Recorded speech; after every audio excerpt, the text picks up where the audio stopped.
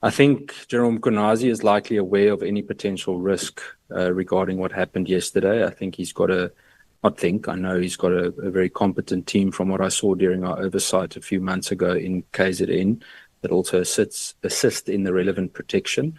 And I also think he is quite capable of also defending or looking after himself. One thing that I forgot to mention earlier was the question regarding the uniform, the camos and the balaclavas, the masks that they were wearing. All of the members standing there, from what I know, are Special Task Force members. So that is Special Task Force uniform. And the members in the blue uniforms are wearing National Intervention Unit, if I'm not mistaken, uniforms. In terms of his uniform, in terms of any form of regulation, there's nothing wrong with him wearing that. I understand the questions regarding optics, but he earned that uniform, and it's well known in police circles that once you've earned it, no one can take it away from you.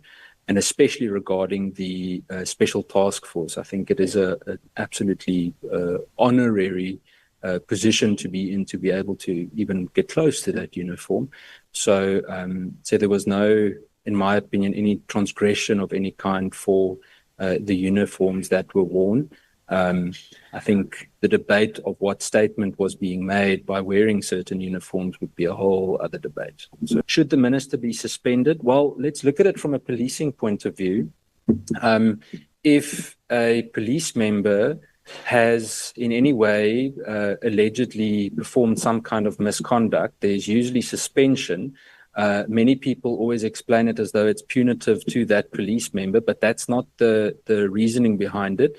The reasoning is to protect the integrity of the institution, one, and two, of the investigation. Now, if any preliminary investigation indicates any form of political influence from anywhere in the ministry, suspension should be considered. And that is to protect the integrity of the institution and the integrity of the investigation.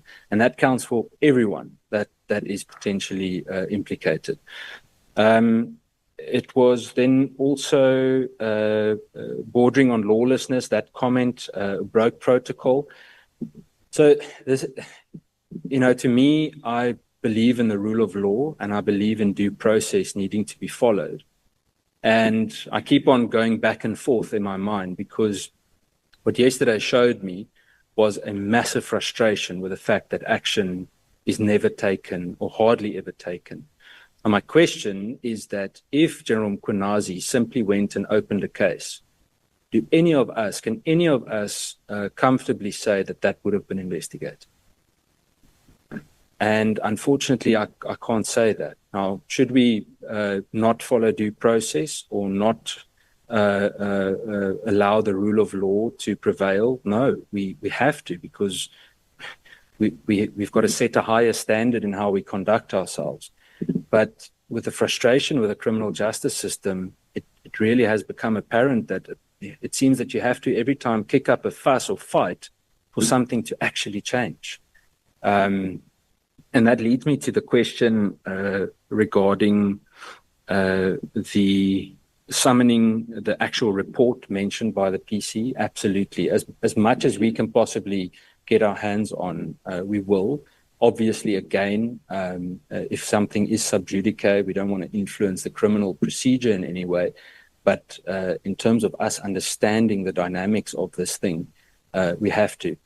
It's a totally unprecedented moment. I don't know about you, but I've never seen something like this happen. And we'll have to do everything we can to understand every detail. I just want to jump to a question in terms of whose authority acted on the Newsroom Africa question, and then also the closing of the political killings task team. Under whose authority? According to me, he made it clear yesterday that the National Commissioner knew of the press conference that he was holding. So I understood that it would be under the authority. I don't know if he granted every single piece of what was said, but he knew there was a press conference. Where General Mkhwanazi, in my opinion, is 100% correct, is he does not answer to the minister. in terms of the command structure. He answers to the National Commissioner. And I want to make this very, very clear, because over the years, we've seen politicians become generals and all sorts of very interesting appointments as national commissioners. And I think it's blurred the lines, where even after politicians that didn't come through the ranks remain generals, it creates confusion as to the actual command structure of the South African Police Service. No minister or political appointment in the ministry or any other political office for that matter has operational say over the South African Police Service.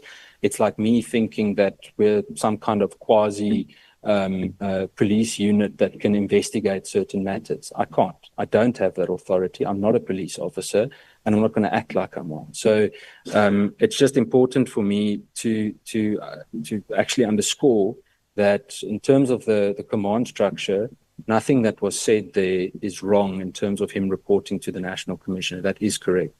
That leads me to the question about the political killings task team. The instruction was given, you'd remember a few months ago, that it must be dismantled. There were several discussions about it. I know it was moved to the Deputy National Commissioner. We've all heard what was said. The explanation that was given to the Police Portfolio Committee was that why should we have a special task team while there are so many other different kinds of serious crime? Why is this special? Why can't it just be investigated as crime in general? That's one of the explanations that we got. Do I approve of it? I would like to first actually see the evidence of what Genaral Mkhwanazi said yesterday about how well it performed. Now, when we previously asked the question, we saw a lot of explanation of how well they did perform and successes that they got. But at the same time, there are many people that spoke out about the abuse by that specific unit and things that they did wrong. To be honest with you, sometimes it feels like I'm watching tennis as the implications and allegations come in that I don't know who to believe anymore. So during this inquiry process, we would need to see what that evidence is to understand better about it. If I'm not mistaken, there's a specific murder sentencing happening today that was due to a case that was investigated by the political killings task team, and that person is being sentenced today, if I'm not mistaken. I'll check the detail shortly. The last two or three questions, in terms of, Jason, your question of the who runs the process, that's part of the advice that we will hopefully also get from Parliament. In terms of the committee, we will definitely engage in that discussion with the minister and the said persons. There's no doubt that we will go ahead with that.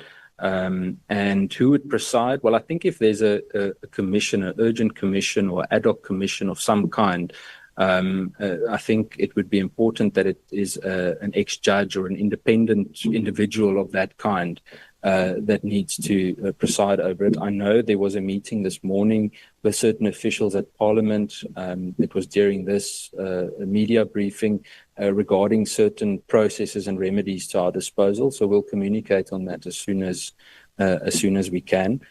To me, it is critical that we have an independent kind of authority or person that can preside over this process. I don't have the trust, unfortunately, that internally it will be done fairly and without interference. Then I think that's it. The firearms, I got it, unless there are more questions about it. But yeah, thank you.